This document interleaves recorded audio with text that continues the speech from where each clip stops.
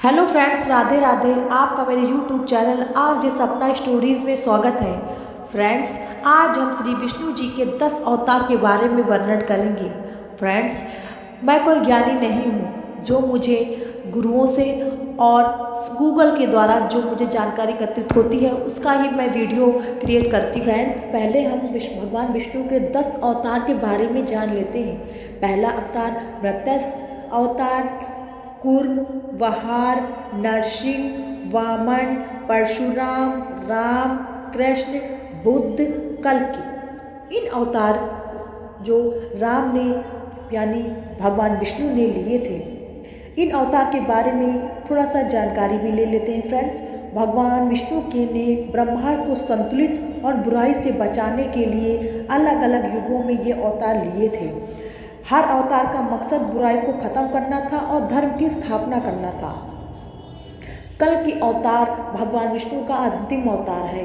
कल्कि का मतलब अनंत काल या शक्तिशाली योद्धा। कल्कि अधर्मी शासकों से अत्याचारों से दुनिया को आजाद कराए थे। कराएंगे। कल्कि एक सफेद घोड़े का सवार होकर एक ज्वलन तलवार लेकर प्रकट होंगे। कल्कि अवतार कलयुग के अंत में आएंगे। भगवान विष्णु के प्रथम अवतार हैं। मछली के रूप में अवतार लेकर भगवान विष्णु ने एक ऋषि को एक सब प्रकार के जीव जंतु एकत्रित करने के लिए कहा और पृथ्वी जब जल में डूब रही थी तब मत्स्य अवतार में भगवान ने उस ऋषि की नाव की रक्षा की। उसके पश्चात ब्रह्मा ने पुनः जीवन का निर्माण किया। एक दूसरी मान्यता के अनुसार एक राक्षस ने जब वेदों को चुरा कर सागर की यथार्थ गहराई में छुपा दिया तब भगवान विष्णु ने मत्स्य रूप धारण करके वेदों को प्राप्त किया और उन्हें पुनः स्थापित किया। आइए मत्स्य अवतार की कथा के बारे में जानते हैं। फ्रेंड्स, एक बार ब्रह्मा जी की असावधानी के कारण एक बहुत बड़े दैत्य ने वेदों को चुरा लिया। उस दैत्य का नाम हयग्रीव था। वेदों को चुरा लिए जाने के कारण ज्ञान लुप्त हो गया। चारों ओर अज्ञानता और अंधकार फैल गया और पाप तथा अधर्म का बोलबाला हो गया। तब भगवान विष्णु ने धर्म की रक्षा के लिए मत्स्य रूप धारण करके हयग्रीव का वध किया और वेदों की रक्षा की। भगवान ने मत्स्य का रूप इस प्रकार धारण किया। इसकी विश्वकरणीय कथा इस प्रकार है। कलाप में पूर्व एक पुण्यात्मा राजा तप कर रहा था। राजा का नाम सत्यव्रत था। सत्यव्रत पुण्यात्मा तो था, बड़े उदार हृदय का भी था। प्रभात का समय था, सूर्योदय हो चुका था। सत्यव्रत कृतमाला नदी में स्नान कर रहा था। उसने स्नान करने के पश्चात जब तर्पण के लिए अंजलि में जल डाला तो अंजलि में जल के साथ एक छोटी सी मछली आ गई। सत्यव्रत ने मछली को नदी में छोड़ दिया। मछली बोली, राजन, जल के बड़े बड़े जीव छोटे छोटे जीवों को मारकर खा जाते हैं। अवश्य कोई बड़ा जीव मुझे भी मारकर खा जाएगा। कृपया करके मेरे प्राणों की रक्षा कीजिए। सत्यव्रत ने हृदय में दया उत्पन्न उठी। उसने मछली को जल से भरे हुए उसी कमंडल में डाल दिया। तभी एक आश्चर्यजनक घटना घटी। एक रात में मछली का शरीर इतना बड़ा हो गया कि कमंडल में रहने के लिए छोटा पड़ने लगा। दूसरे दिन मछली सत्यव्रत से बोली, राजन, मेरे रहने के लिए कोई दूसरा स्थान ढूंढिए क्योंकि मेरा शरीर बढ़ रहा है।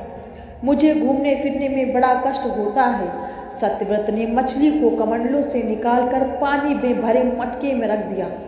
यहाँ भी मछली का शरीर रात भर में ही मटके में इतना बड़ा हो गया कि मटका भी उसके रहने के लिए छोटा पड़ गया। दूसरे दिन मछली पुनः सत्यव्रत से बोली, राजन, मेरे रहने के लिए कहीं और प्रबंध कीजिए क्योंकि मटका भी मेरे रहने के लिए छोटा पड़ रहा है। तब सत्यव्रत ने मछली को निकालकर एक सरोवर में डाल दिया, किंतु सरोवर भी मछली के लिए छोटा पड़ गया। उसके बाद सत्यव्रत ने कहा, मछली को नदी में और फिर उसके बाद समुद्र में डाल दिया। आश्चर्य, समुद्र में ही मछली का शरीर इतना अधिक बड़ा हो गया था कि मछली के रहने के लिए वह छोटा पड़ गया। अतः मछली पुनः सत्यव्रत से बोली, राजन, यह समुद्र भी मेरे रहने के लिए उपयुक्त नहीं है, मेरे रहने की कोई और व्यवस्था कीजिए। अब शतव्रत विस्मित होकर उठा। उसने आज तक ऐसी मछली कभी नहीं देखी थी। वह विषण भरे स्वर से बोला, मेरी बुद्धि की विचरण के सागर में डूबो देने वाले आप कौन हैं? मत्स्य रूपधारी श्री हरि ने उत्तर दिया, राजन, हयग्रीव नामक दैत्य ने देवों को चुरा लिया, वेदों को चुरा लिया है। जगत के चारों ओर अंधकार और अधर्म का अहंकार फैला हुआ है। मैंने हयग्रीव को मारने के लिए मत्स्य का रूप धारण किया है। आज से 7वें दिन पृथ्वी प्रलय के चक्र में फिर जाएगी। समुद्र उमड़ उठेगा, भयानक वृष्टि होगी, सारी पृथ्वी पानी में डूब जाएगी। जल के अतिरिक्त कहीं कुछ भी दृष्टिगोचर नहीं होगा। उसके पास एक नाव पहुंचेगी। आप सभी अनाजों और औषधियों के बीजों को सप्त ऋषियों के साथ नाव पर बैठा जाइएगा। मैं उसी समय आपको पुनः दिखाई पड़ूंगा, अर्थात आपको आत्मतत्व का ज्ञान प्रदान करूंगा। सत्यवान उसी दिन से हरि का श्रवण करते हुए प्रलय की प्रतीक्षा करने लगे। 7वें दिन प्रलय का दृश्य उपस्थित हो उठा। समुद्र में उमड़कर अपनी सीमाओं से बाहर बहने लगा। भयंकर वृष्टि होने लगी। थोड़ी देर में सारी पृथ्वी जल में जल हो गई। संपूर्ण पृथ्वी जल में समा गई। उसी समय एक नाव दिखाई पड़ी। सत्यव्रत सप्त ऋषियों के साथ उस नाव पर बैठ गए। उन्होंने नाव के ऊपर संपूर्ण अनाजों और औषधियों के बीज भी भर लिए। नाव प्रलय के सागर में तैरने लगी। प्रलय ने उस सागर में उस नाव के अतिरिक्त कहीं कुछ भी नहीं दिखाई दे रहा था। सहसा मत्स्य रूपी भगवान प्रलय के सागर में दिखाई पड़े। सत्यव्रत और सप्त ऋषि गण मत्स्य रूपी भगवान की प्रार्थना करने लगे। भगवान ने आत्मज्ञान पाकर सत्यव्रत का जीवन धन्य हो गया। वे जीते जी ही भगवान मुक्त हो गए। प्रलय का प्रकोप शांत होने पर मत्स्य रूपी भगवान ने हयग्रीव को मारकर उससे वेद छीन लिया। भगवान ने ब्रह्मा जी को पुनः वेद दे दिए। इस प्रकार भगवान ने मत्स्य रूप धारण करके वेदों का उद्धार तो किया ही, साथ ही संसार के प्राणियों का भी अमित कल्याण किया। तो फ्रेंड्स, आपको पता चल रहा होगा कि राम का जो पहला अवतार था वो मत्स्य अवतार है। तो आपको यह जानकारी कैसी लगी? अगर आपको यह जानकारी अच्छी लगी हो तो कमेंट बॉक्स में कमेंट करिएगा। और फ्रेंड्स, राम जी के हम दूसरे अवतार यानी विष्णु जी के हम दूसरे अवतार के बारे में हम दूसरी वीडियो में बात करेंगे।